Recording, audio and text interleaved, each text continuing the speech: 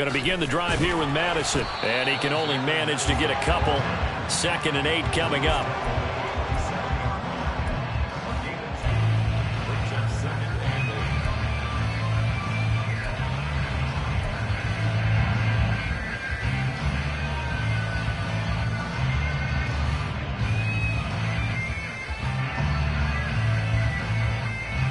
They'll break the huddle, come up on 2nd and 8 at the 27-yard line.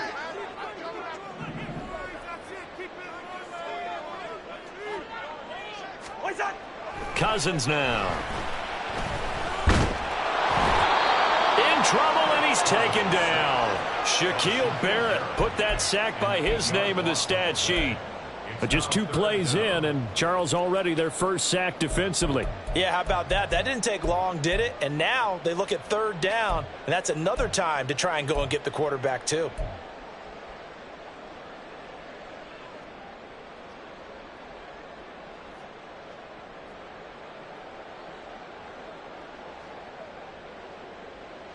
Cousins with work to do after the sack as he brings his guys up on a 3rd and long.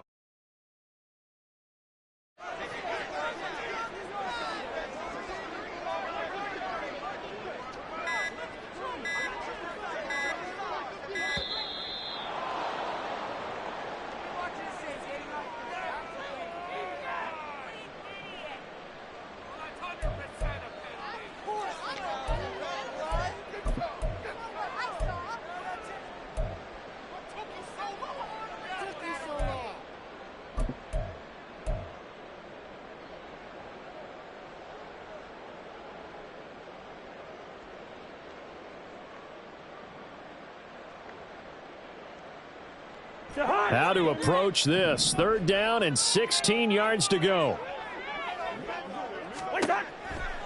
Cousins. Able to find the open man. That's complete. And he's going to be out up around the 45-yard line. That was no 3rd and 2. That was 3rd and 16, but they get the conversion anyway.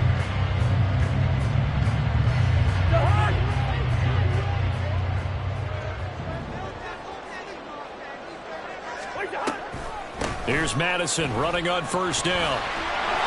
That's a pretty strong running there as he'll take this across the 50 and down to the 44.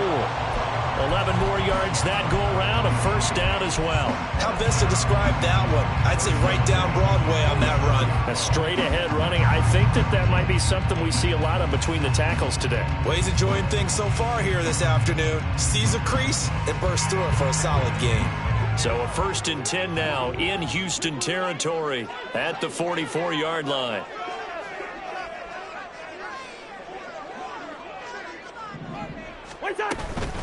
Going to run with Madison again.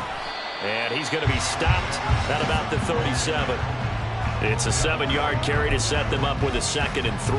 That was a really nice job by them picking up the run blitz and detecting it and blocking it and turning it into a nice run.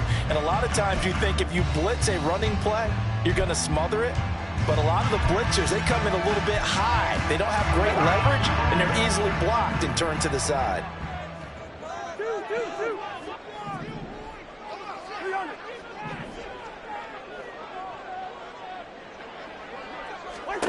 To throw, Cousins. They'll set up the screen for Nwagu. And this play will be blown up. He'll lose yardage back at the 38. It'll be a loss of a yard, and that's going to lead to a 3rd and 4 coming up. In search of 4 yards here to pick up the 1st down.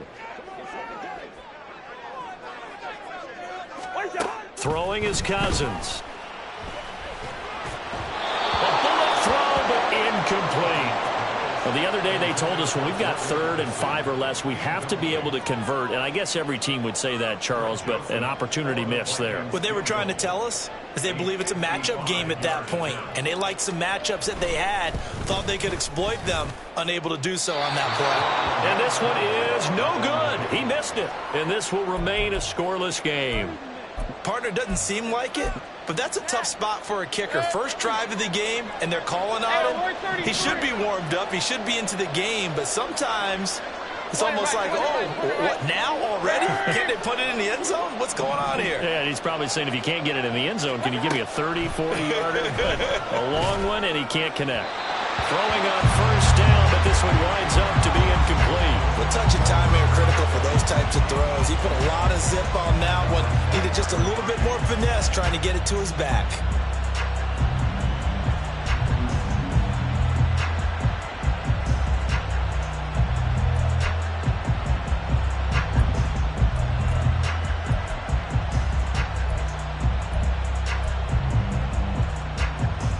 Here's 2nd and 10.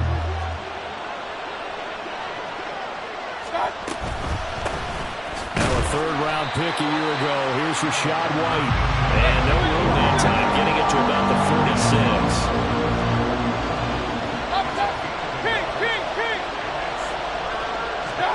On 3rd down, Mayfield.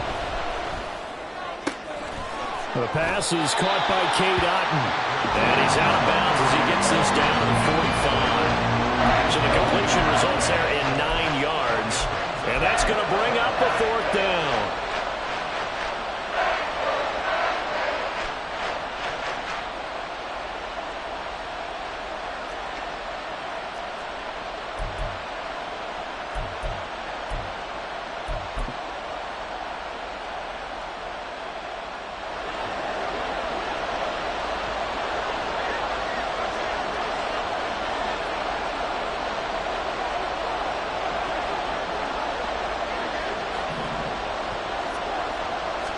Mayfield keeps it himself. And he's going to have a first down as he's brought down at the 44-yard line. They only got a couple, but a couple's all that they needed as they convert on 4th.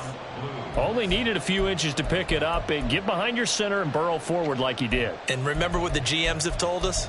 We build an offensive line starting with our center, the guy who can make all the line calls and also move those big defensive tackles in order to pick up first downs. Mayfield to throw it this time. He'll get that out to the flat to White. Only able to gain a couple there, and that will bring up 2nd down. I know it was a gain, but you have to sense probably a little bit of disappointment there because when it's out there in open space, I think they expect to get more out of a play, don't you? Especially when you're getting it to your guy out of the backfield. You're expecting him to be able to create something, be a little more shifty. Yeah, no doubt about it. Good open field tackling held it to an okay gain.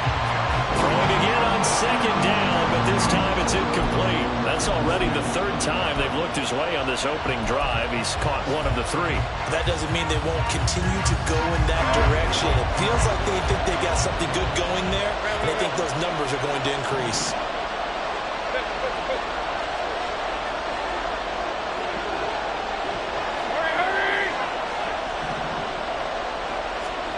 From the shotgun, it's Mayfield. Oh, he tried to fit it in on the slant, and it's intercepted. Picked by the linebacker, Brian Asamoah. And the Vikings are going to take over once again at their own 37-yard line. And that's a ball that he is going to want to keep, his first career interception in the National Football League. And I love what teams do when that happens. You bring the ball to the sideline, the equipment guy grabs it, he puts a piece of tape on it, writes on it so that you know what it is, and then they tuck it away so that you can have it for later and put it on your mantle. Pretty good deal for him right there. Now he's eager to get back out on the field and get his 2nd one. They go play action. Cousins. This one caught. It's the tight end, Hawkinson. He's going to get this all the way down inside the 35. A gain there of 30 big ones.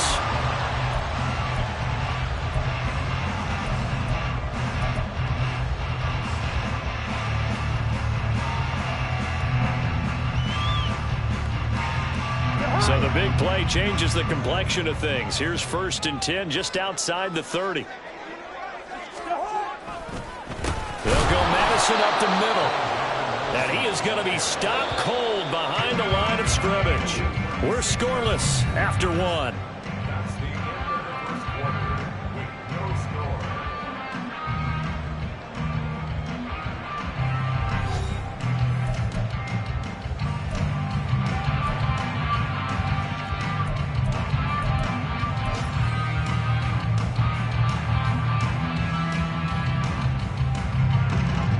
behind the chain, 2nd and 13. Here's Cousins. He lets this one fly toward the back of the end zone. And he bats it away, and it falls down incomplete. Zone coverage there, and they were playing deep. That makes it obviously a little bit harder to run by guys. And that time, there's not much of a window to get the ball in there, and it winds up incomplete.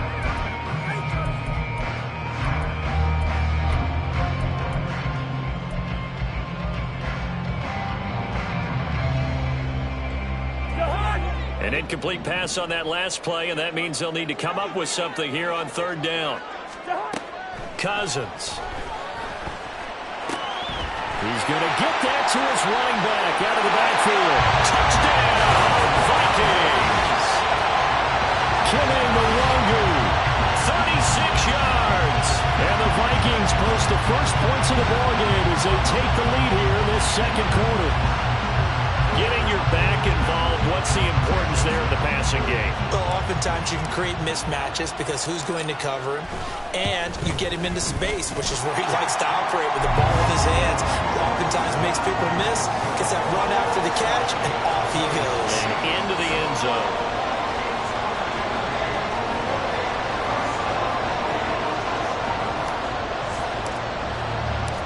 Set now to kick this one away, and off it goes.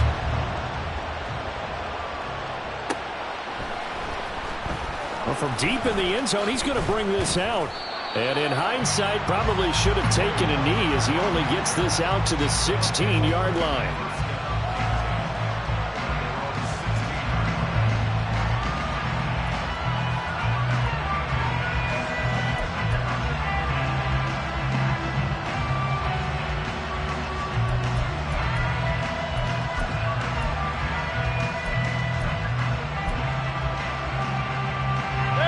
Houston's offense already at the line, set to get going.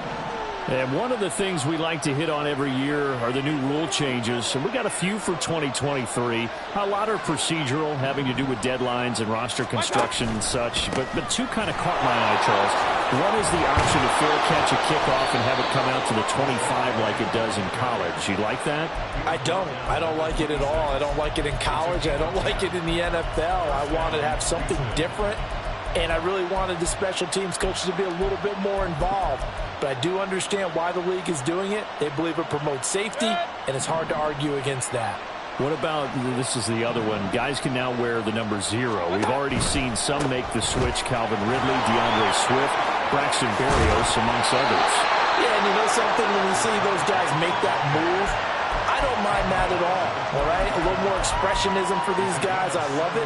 I just think we didn't go far enough. What about double 0, like Jim Otto used to wear or Kenny Burrow used to wear? Let's add that back to the NFL jerseys. Back-to-back good plays have them on the move on first down. Play fake. Mayfield. They'll roll him out right. Give him a couple on the scramble. It's second down. I'm not quite sure what he thought he saw there, but the reality was certainly a much different picture than what he anticipated. And give credit to the defense. They were down on the flash when he broke out of there, and they forced him out with almost nothing to show for his efforts.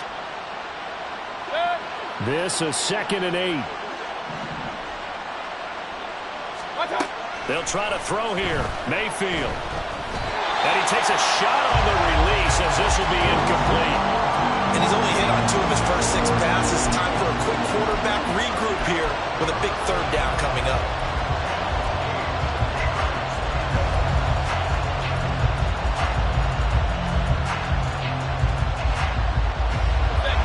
So the failure to connect on second down, that leaves him staring up here at a 3rd and 8.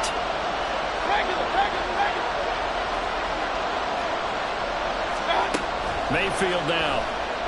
Eluding the pressure right. He throws it on the move, but can't connect as that falls incomplete.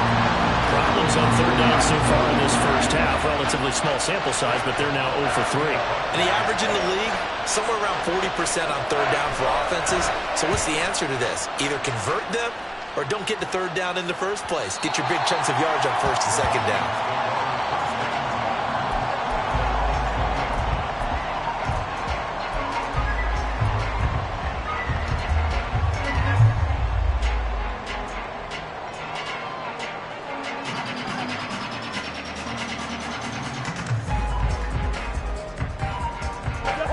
Here are the Vikings now to start their next drive.